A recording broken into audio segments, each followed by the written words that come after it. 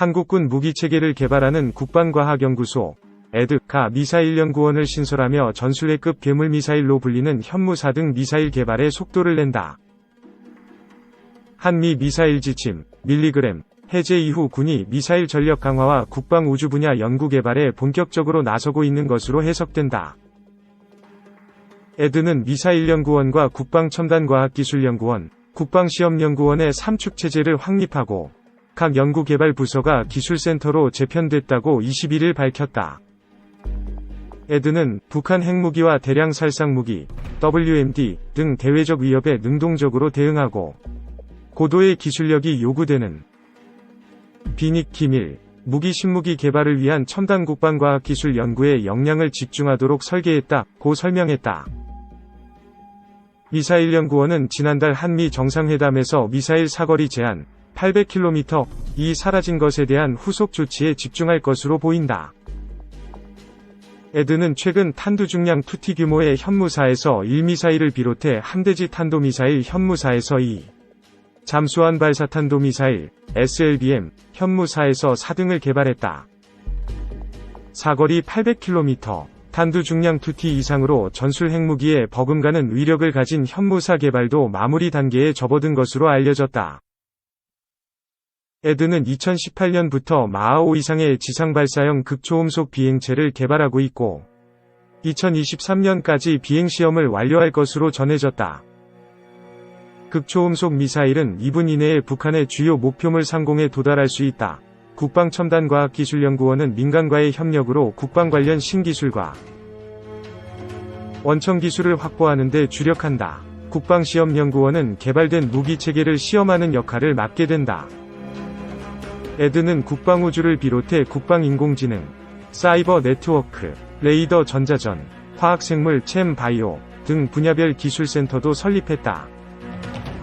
국방우주기술센터에선 미사일 지침 해제로 고체연료 사용이 가능해진 만큼 국방우주력 건설과 관련한 무기체계 개발에 집중할 것으로 관측된다. 방위사업청 역시 타 기관과의 연계를 통한 우주 방위사업의 효율적 추진을 위해 전담 태스크포스 TF를 이번 주 안에 출범시킨다는 목표다.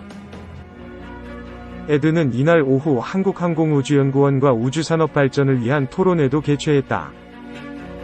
서욱 국방부 장관은 축사를 통해 한미 미사일 지침 종료를 발판으로 정찰위성 등의 우주전력 증강과 우주작전 수행체계를 정립할 것이라며 군이 개발한 군사위성을 민간기업이 발사하는 선순환으로 국가 우주산업 역량이 강화될 수 있도록 노력할 것이라고 말했다. 2. 영상, 한미 미사일 지침 종료. 중국 러시아가 왈가왈부할 일인가요? 한미 미사일 지침 종료는 없던 게 생긴 것이 아니다. 우리의 주권을 회복한 것이다. 중국이나 러시아 등 주위 강대국과 연결해 이 문제를 보는 것은 잘못됐다. 이동규 연세대학교 미래항공우주기술센터장, 항공우주연구원 전문위원 같은 의견이다. 미사일 지침 종료는 우리 주권을 회복한 것이다. 국가 안보와 우주산업 발전에도 큰 도움이 될 것이다. 이성섭 세종대학교 항공시스템공학과 교수. 서울 용산구 헤럴드 스튜디오에 모인 두 우주 전문가는 한미 미사일 지침 종료에 대해서 외교 문제와 엮어서 볼 사안이 아니다 라고 딱 잘라 말했다. 두 전문가는 한미 미사일 지침 종료는 대한민국 주권과 관계된 일이고 향후 대한민국의 우주산업 발전에도 큰 도움이 될 만한 기념비적인 사건이라고 평했다. 문재인 대통령이 방미기간 조 바이든 미국 대통령과 만난 자리에서 지침을 종료하고 나온 일부 우려에 대해서 두 교수가 부정적인 입장을 내놓은 것이다. 지침 종료 발표가 있고 난 후 일각에서는 미사일 지침 종료가 결과적으로 중국과 러시아를 자극할 것이라며 볼멘 소리가 나왔다.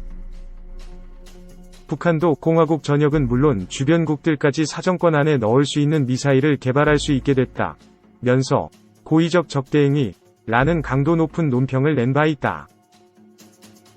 당 정천과 제1야당 국민의힘까지 나서서 미사일 지침 종료를 반긴 것과는 대조적인 모습이었다. 여기에 이동규 교수는 앞선 사드 문제와 엄연히 다르게 봐야 한다. 고 재차 강조하면서 이번 미사일 지침 종료에 대해선 중국도 러시아도 반발이 크지 않았다 고 첨언했다.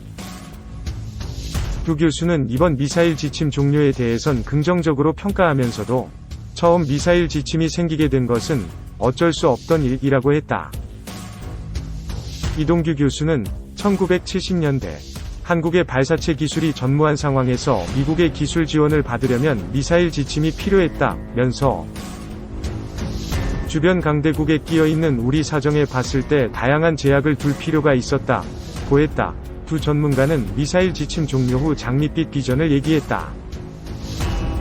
이동규 교수는 앞선 미사일 지침 협상에서 고체 연료를 사용할 수 있도록 바뀌자 다양한 가능성이 열렸다면서 이번 미사일 지침 종료로 인해 우주 발사체에 부스터를 추가로 더 붙일 수 있고 결과적으로 우리가 만드는 발사체를 더 빠르고 더 높게까지 쏘아 올릴 수 있게 됐다고 했다.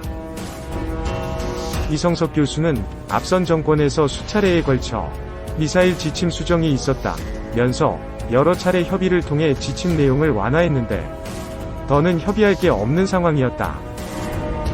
아예 없애버리는 게 바람직한 시점이었다고 했다. 이어 우리가 쏘아 올리는 발사체에 추가로 다양한 기술을 넣을 수 있게 된 것이라고 했다. 한국은 우주산업에 있어선 다른 선진국보다 크게 뒤처져 있다는 평가를 받는다. 전국경제인연합회가 17일 주요 7개국, 미국, 프랑스, 영국, 독일, 이탈리아, 캐나다, 일본과 우리나라의 민간 우주산업 투자 규모를 분석한 결과 한국은 투자 규모가 가장 작았던 일본 7억 8,500만 달러 보다도 투자액 규모가 작았다. 4억 1,200만 달러. 기술 수준도 저조한 실정이다. 국가과학기술지식정보서비스에 따르면 미국의 기술 수준을 100이라고 보았을 때 중국 89, 일본 86, 한국 60 순이었다. 가장 앞서는 미국뿐 아니라 다른 경쟁국에도 크게 미치지 못하는 실정이다. 글로벌 우주산업 규모가 2040년 1조 1000억 달러까지 증가할 것으로 전망되는 상황, 지난해 3,850억 달러에서 한국은 아직 갈 길이 멀다는 지적이 나온다. 헤럴드 경제는 최근 유튜브 프로파일럿 채널을 통해서 대한민국 우주산업 관련 이슈를 다루고 있습니다. 기사 내용은 프로파일럿 우주군 2편, 2021년 6월 15일 배포에 담겼습니다. 영상에는 한미 미사일 지침 종료와 함께 한국형 발사체 누리호 아르테미스 약정 내용도 담겼습니다. 3. 미사일 관련 기술 특허 5년간 162건 출원. 최근 5년간 출원된 미사일 관련 특허가 160건이 넘는 것으로 나타났다. 지난달 22일 한미 정상이 한미 미사일 지침 종료에 합의함에 따라 미사일 관련 특허 출원이 더욱 활발해질 것으로 보인다. 14일 특허청에 따르면 2016년부터 지난해까지 미사일 관련 특허 162건이 출원됐다. 발사체 관련 기술이 93건, 57.4%으로 절반 이상을 차지했으며 동체 제어 관련은 41건, 25.3%, 탄두 관련은 28건, 17.3%이었다. 이 가운데 미사일 사거리와 관련된 기술은 발사체와 동체 제어다.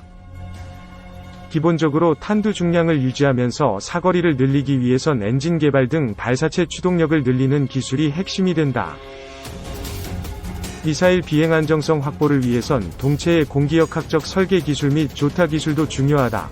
내국인 출원은 93건, 57.3%, 외국인 출원은 69건, 42.6%으로 파악됐다. 내국인 다출원인은 국방과학연구소, 주식회사 하나, LIG 넥스원 주식회사 등의 순이었고, 외국인 다출원인은 영국 BAE 시스템즈, 미국 레이시온 컴퍼니, 일본 미쓰비시 전기 등이었다. 미사일 관련 기술은 다른 분야에 비해 특허 출원이 상대적으로 많지 않다. 정부 주도의 전략무기 특성상 국책 연구기관이나 방산업체에서 대부분 기술 개발이 이뤄지고, 개발된 기술의 상당수도 특허 출원 없이 국가 기밀자료로 관리되고 있기 때문이다. 미사일 등 국가 전략무기 분야의 주요 기술은 특허법 41조에 국방상 필요한 발명 등에 대한 규정에 따라 비공개 정보로 관리된다. 그만큼 관련 기술 및 동향에 대한 정보 접근성 등이 다른 분야에 비해 현저히 낮을 수밖에 없다. 우리나라는 한국의 탄도미사일 개발 규제에 대한 가이드라인인 한미 미사일 지침을 1979년 체결한 이후 42년간 미사일 선진국들에 비해 기술 개발은 물론 정보 공유가 극히 제한돼 왔다. 하지만 한미 정상이 이 지침 종료의 함의함에 따라 관련 기술 현황과 정보 공유가 확대될 것으로 기대된다.